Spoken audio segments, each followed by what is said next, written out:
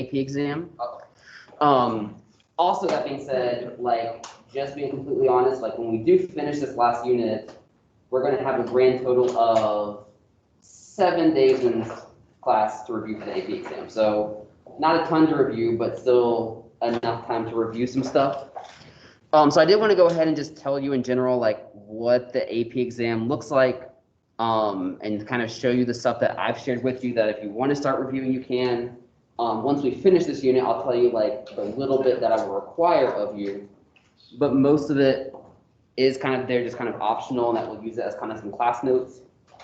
So for my BC class, everyone's taking it that first examination date. So everyone will have the pencil and paper exam. Even the one in June, there will be a similar format. So similar to most AP exams, there's going to be a section 1 and a section 2. Section 1 is going to be the multiple choice, and then section 2 is obviously the free response. This being a calculus one, where we have both calculus, both have calculator and no calculator stuff. Each section is subdivided into a part A and a part B. And it will be different in how the multiple choice works and how the free response works.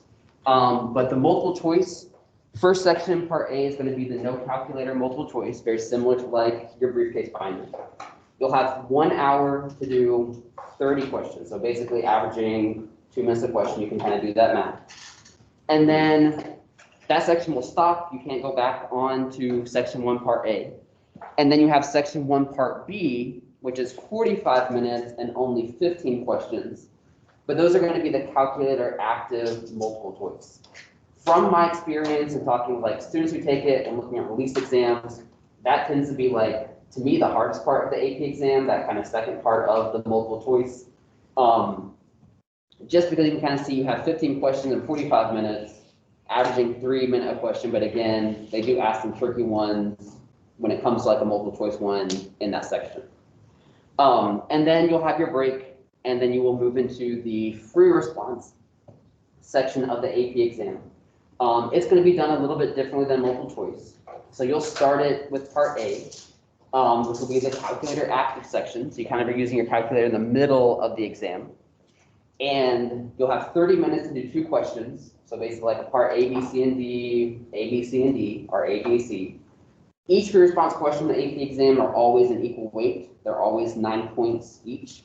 When we start reviewing, we'll talk about the types of free response questions I expect to see on this year's exam. What's different with the free response section is after that first 30-minute ends, the proctor will like stop you. You'll put your calculator away, and then you'll kind of like break the little sticker sealing up the last 4 free response questions. And you'll have 60 minutes basically to work on all 6 of them. So you'll have 4 new ones to work on. You're allowed to go back to the calculator ones. You just can't ever go back to the calculator. So it's kind of weird how they do it that way.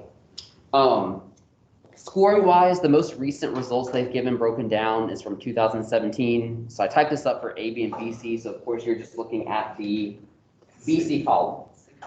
The multiple choice and the free response section are both 50-50. So half your score comes from multiple choice, half your score comes from the free response. Your raw score is going to end up being out of 108. Why they couldn't just make it 100, I don't know. Thanks, College Board. But it's going to be out of the 108. And it changes from year to year. So like there's no way you can always predict what each year is. Like some years are harder, some years are more difficult. So the scale looks a little bit different. But this is from 2017. You can kind of see like earning a 5 on the AP exam is getting at least 60% correct, which seems pretty low, and honestly it is. But at the same time, like obviously not everyone makes 5s, so clearly it is something you still have to work for. I don't have the breakdown on here because they don't often release it, but Calculus BC is the only AP class where you're actually going to get 2 scores over the summer.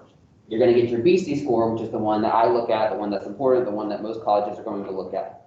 But you will also get what they call the AB subscore, where basically they're going to take all the questions that were the same on BC and AB and say like, hey, if that was just the AP exam, what would you have made on the AB content? So there are definitely a way where you can make like a 4 on BC and then like a 5 on your AB subscore. And you can use that AB subscore to submit to colleges. That being said, I often have seen some weird stuff. Again, there's not as many AB questions, so kind of like they're worth more. I've definitely seen some students who make like strangely like a 4 on BC, and then it's like a 3 on the AB, just meaning that they were probably stronger on the BC stuff that kind of balanced everything out. Seth, you had your hand up.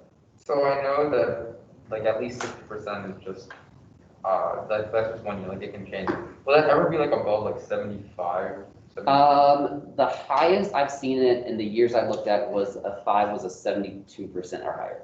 Okay. Again, that's nothing I never ever said. It's always put on a bell curve, but somewhere between like 60% to like 72% would be a 5. So yeah, last year, and it was a different exam, but I had 65% of my students made 5s, and all but one student made a 3 or higher. So I'm hoping we can have some similar results this year as well. So I did want to go ahead and show that to you.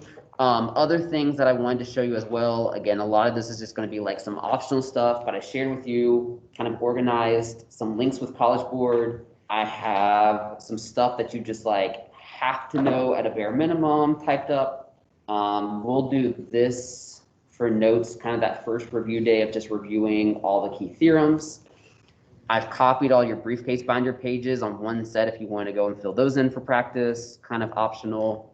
I copied over all the key formulas from the different units that we had. Again, kind of fill that in for your own benefit.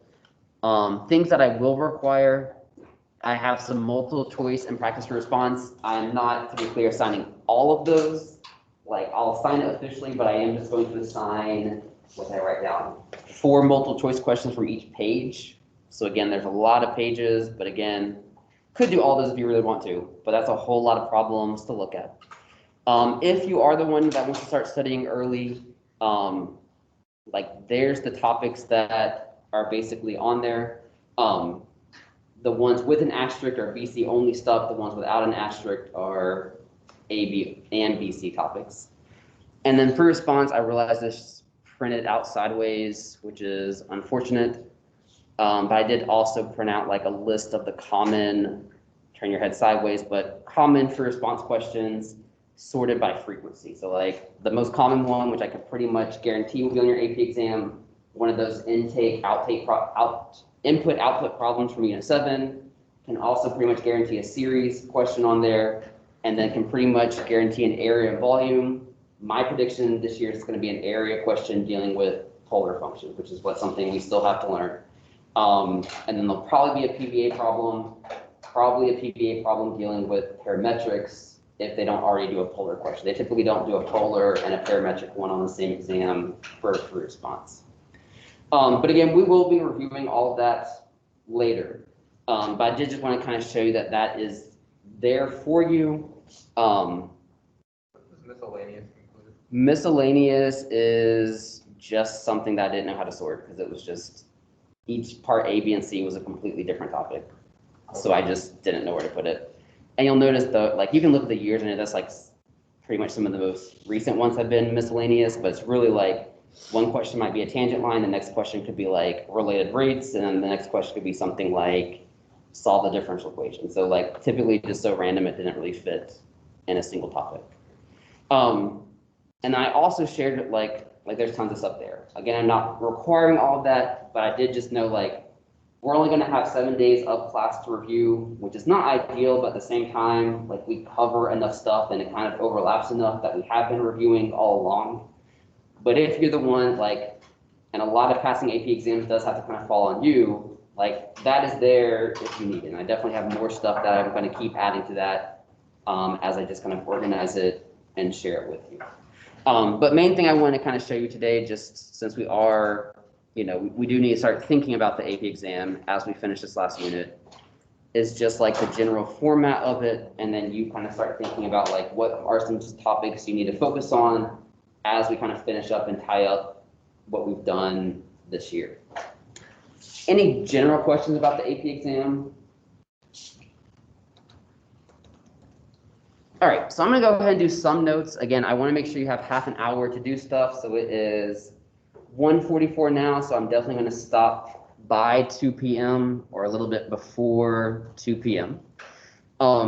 Because again, I do want you to have time to work and ask questions if you have them.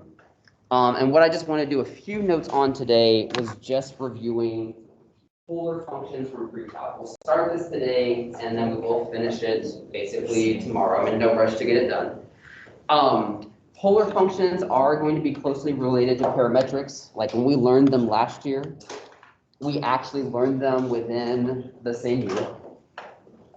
So to remind you, we do have kind of two different ways that we can calculate and plot points. We have the rectangular coordinates, which is what you're used to. Rectangular coordinates will always give you like, what's the x to the y? So like clearly over 2 down -2 on the square root of 3, which is about 3.5-ish. We know how to do that on a rectangular coordinate plane. Haven't looked at the polar coordinate plane in a while, probably since, I think it was like February of last year. Remember, for polar coordinates, instead of giving you x comma y, it's going to give you an r comma a theta, where r is going to be like the distance from the pole or distance from the origin, and then theta is the angle, always still measuring from that positive x-axis. So like if I'm plotting this point, that point 4 comma 2 pi over 3, you're going out by 4 and then around by an angle of 2 pi over 3. So that's how we're going to plot points. Before I talk about the conversions, I'm actually going to go to the next slide, because polar coordinates are weird in that they are not unique. So before I do the conversions, did want to remind ourselves that polar coordinates are not unique. And the reason why they're not unique is since we're all kind of using the angle to describe the point, we know that there's often like more than one way to get to a point based off of the angle. So for example, there is that 4 comma 2 pi over 3. That same point would be if you think about saying 2 pi over 3 plus, and maybe go around another 2 pi. So that would be like adding a 6 pi over 3. So the coordinate 4 comma 8 pi over 3 would be the exact same point. What would it look like? It would just look like you going around one full circle and then hitting that point out by 4. You can also subtract the 2 pi. And again, I could keep adding 2 pi and keep going around as many times as I want to. I can also subtract the 2 pi, so subtracting that 6 pi over 3. This coordinate would also be in the same point of it. So that would be me going like backwards to the point. The weird one that people often forget as well is you can also use a negative r and the angle opposite of where you want to be. So when I say angle opposite of where you want to be, the one opposite of 2 pi over 3, I know is 5 pi over 3. So the coordinate -4, 5 pi over 3 would also be plotted in the same way. Because how we interpret this one, you go out to the 5 pi over 3, and then that -4 means you're going to move backwards. So we're like backwards by 4, but at the angle of 5 pi over 3. Again, could have also said like -4, negative pi over 3. All 5 of those coordinates are all the same point. Why do I show you that? This is going to eventually make the calculus a little bit more difficult. One of the topics that we have to do with polar functions is finding the area between polar curves. So like we remember graphing them like circles, limacons, rose curves, spirals. We did all of those last year. And we'll have to be able to find the area between those curves, or maybe the area of one petal of a rose curve. And because points can have different names, we are going to have to be careful making sure we find like the right point to serve as a starting point and the right point to serve as an ending point. To me, what makes polar coordinates a little bit more difficult is there is a lot more just like guessing and checking. So like plugging in an angle to see if it works out, plugging in another angle to see if it works out better. And I think that's also when I remember when I was learning it, not really frustrating, but more just like the tedious. It's going to be a problem you have to kind of take a little bit slower and making sure we kind of find the correct values. The other thing that's kind of important that we did last year is how we convert polar coordinates into rectangular coordinates. I'm going to go back to that first slide. There are kind of 4 key formulas you definitely should remember. Maybe you remember, maybe you know them because you've done them in physics class, but they do kind of relate to vectors. One formula is coming from the Pythagorean theorem. X squared plus y squared is equal to r squared. And then another formula is going to be that the tangent of theta is equal to y over x. We typically are going to use those formulas if we're going from rectangular into polar. The other formula that we have is typically more used when you're going from polar to rectangular. We actually use these a lot more when we start doing the calculus, but x is going to be r cosine of theta, and y is going to be the r sine of theta. How do we use those? We can kind of use those to help us find the different names of those points depending on the rectangular or the polar form. I'll do the polar one for right now. Like if I wanted to find the x and the y for it, well, x is the r cosine of theta. The y is the r sine of theta. And then I can just evaluate it. The cosine of 2 pi over 3 is negative 1/2, giving me negative 2. The sine of 2 pi over 3, square root of 3 over 2, are 2 on the square root of 3. So that coordinate in polar form, 4 comma 2 pi over 3, in rectangular form is negative 2 comma 2 square root of 3. You can kind of see that on the graph. I can do something similar. I'm going to let you kind of practice it on the homework. If I wanted to go to rectangular to polar, using those formulas I have in blue, the Pythagorean theorem, and then knowing that the tangent of theta is y over x. Questions on that? Hopefully it's coming back to your memory somewhat, maybe. Let's try another conversion. Let's convert functions. Here we go. Polar curves are unfamiliar to us, right? Like, I think most of us can kind of look at a polar curve and not quite know what it looks like. I will say most of the time when we're trying to do calculus with polar curves, we'll probably leave it in polar form. I will say we're not going to get to it until probably Monday. The derivative of a polar function is going to be fairly complex to actually find. It is going to be a formula we have to use. So sometimes finding the derivative of a polar function will be easier if you convert it into rectangular form. If you're converting a function from polar form to rectangular form, you're basically trying to force those key formulas to show up. The r cosine of theta, the r sine of theta. You want x squared plus y squared to show up. You want to be able to see those in the problem. So any ideas or suggestions of what you could do to convert this polar function into rectangular form? Anything you would do to manipulate it or change it around? Square. You could square it. And I don't want to say that's wrong, but I'm going to say why I'm not squaring it because I don't feel like having to FOIL sine of theta plus cosine of theta. So what is another thing I can do that might be easier than squaring? Multiply sine theta. Multiply by the sine of theta plus the cosine of theta. So again, I see that denominator. Why would I want to multiply by it? Kind of think for it. I'm going to kind of show all the steps. Many of you could probably do this in one step.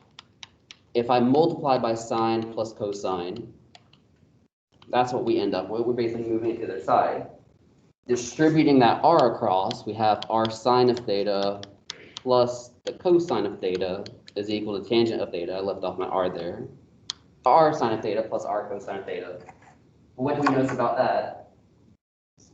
We know what that is. R sine of theta is just y. R cosine of theta is x. And we know what tangent is. What is tangent? Y over the x. And I would leave it like that. Like you could try to solve it for y, but I'll go ahead and tell you that that is not. Yeah, just don't solve it for y. You're probably not going to be able to. And the reason why we often can't solve these for y unless it's like a standard function is remember these polar graphs often make like loops and curves and circular looking things. So they often aren't functions that are going to fail the vertical line test. so they're not going to be easy to solve for y. So we can kind of leave our answer like that, but that might be something that's a little bit easier to take the derivative of as long as you did the derivative implicitly. Last slide, and then we'll finish kind of right where I wanted to. So I'm not finished with polar from PreCalc, but this is about where I wanted to stop at today. This is where I finished in third period. There are three functions in rectangular form that I find doing calculus with is easier if you just have it memorized kind of what that form looks like instead of having to convert it each time. For example, we know that a horizontal line is always in the form of y equals a when you are on the Cartesian coordinate plane, when you're dealing with rectangular coordinates. Well, lines are very important in calculus. We see lines with like tangent lines. We'll use lines to like divide areas into pieces. Lines are an important thing that we'll deal with a lot in calculus. So we often want to think about like, well, what is a straight line going to look like in polar form? I think it's going to be pretty easy when you think about the conversion. If this is the rectangular form, well, y is the same thing as r sine of theta. And again, a is just a number. So in polar form, r is equal to a over the sine of theta. What's another way you can rewrite that? A over sine, a times cosecant. And that's often how we'll write the equation of a line in polar form, a horizontal line. I show you that because, again, a lot of people look at cosecant and they're like, there's no way cosecant can make a straight line. But we're not in rectangular form, we are in polar form. So literally, this would still be a horizontal line at a, if it was y equals a, but if we say a cosecant theta, still a straight horizontal line. Similar idea if you have a vertical line. Vertical lines are in the form of x equals a number. X is r cosine of theta. So r is the same thing as a number divided by cosine. We can write vertical lines as r is equal to some number times the secant of theta.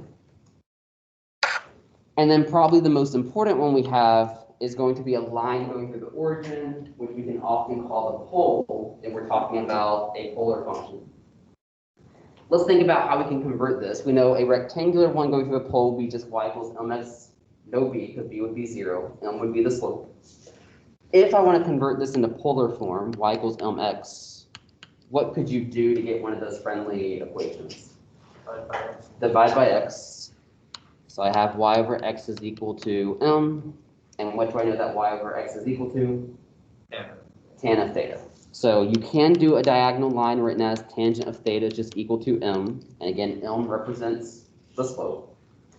Another way you sometimes see them, theta is equal to the arctangent of a number, and that number just happens to also be the slope. I will say the most common way we'll write them, just because it lends itself nicely to calculus, is arctangent of m. Remember, think about that. That's going to be like the angle that the slope is creating. So often we'll just say like theta equal to a constant is going to be a diagonal line through the origin. So for example, if I'm in polar form and say, hey, graph theta is equal to 3 pi over 4, that's literally going to be the line that forms an angle of 3 pi over 4. So we know it would look something like this. And again, you'll notice that that line could have different names. The line theta equals negative pi over 4 would also be the same line. So again, you can kind of see how polar functions can make things more complicated, because we often have like the same thing with a lot of different names. But that's really what I wanted to show you today, just so that we can kind of finish these notes tomorrow, into Monday, and then into Tuesday. Questions on that? All right. What I want you working on for the rest of the period, we'll do those on Friday. You have 4 homework assignments that you can be working on. I would recommend working on them in order. So you have homework 1, that was the parametrics from PreCalc. You have homework 2 and 3, which was the parametrics with calculus stuff. Finish those first. So like I'm not going to mention homework 4 unless you haven't, if you haven't finished those. But I will say if you have finished those and you are kind of caught up with homeworks 1, 2, and 3, Go ahead and start homework 4. Realize I haven't finished teaching all of homework 4, so you can kind of start it but not finish it. And that will kind of make sure you're kind of ahead with where you need to be. Again, remember we have one more test, unit test to give, and that's going to be on Thursday of next week. And then also that unit 10 recovery, I did post the answer key to that online. If you need to make it up or recover it, I just need to make sure that that's done before the AP exam. So I want to make sure you know what you need to know before you take the AP exam. So that being said, y'all can go ahead and get started on that. Please ask questions.